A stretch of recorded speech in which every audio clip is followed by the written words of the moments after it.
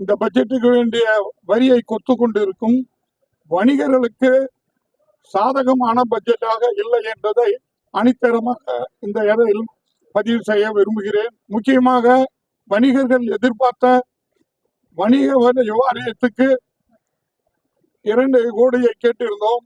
இந்த பட்ஜெட்ல எதுவும் ஒதுக்கீடு செய்யப்படவில்லை.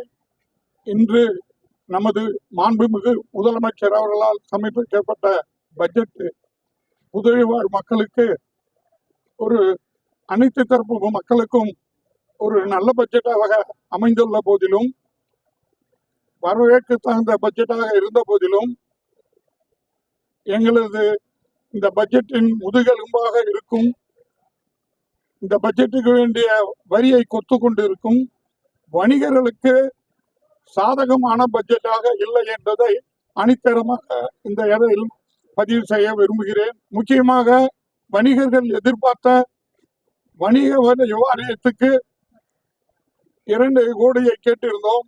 இந்த பட்ஜெட்ல எதுவும் ஒதுக்கீடு செய்யப்படவில்லை. மற்றும் நமது முதலமைச்சரிடம் தமிழ்நாடு, ஆந்திரா, கேரளா, கர்நாடகாவில் ஜிஎஸ்டியின் உச்சவரம்பு 20 லட்சமா 40 லட்சமாக இருக்கிறது. நமது புதுவை மாநிலத்தில் மட்டும் 20 லட்சமாக இருக்கிறது. கடந்த 4 வருடமாக வணிகர்களுக்காக நமது சட்டப்பேரவையில் போராடி கொண்டு இருக்கின்றோம்.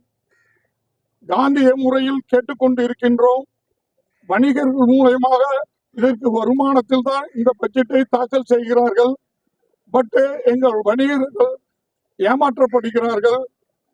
அவர்களுக்கு உரிய ஆதார எதை வழங்குவார் என்று இன்னும் நடக்கின்ற 10 நாள் கூட்டத்தொடரில் செய்வார்கள் என்று முதலமைச்சர் மூலமா முதலமைச்சரிடத்திலும் கவர்னரிடத்திலும் நாம் அன்பு வேண்டுகோளாக வைக்கின்றோம்.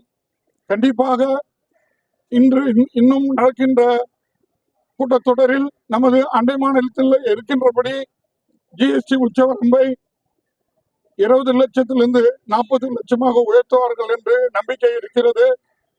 வணிக நல வாரியத்துக்கு 2 கோடி ரூபாய் ஒதுக்குவார்கள் என்று நம்பிக்கை இருக்கிறது. வணிகர்களின் எதிர்பார்ப்பை நிறைவேற்றுவார்கள் என்று நம்பிக்கை இருக்கிறது. நன்றி.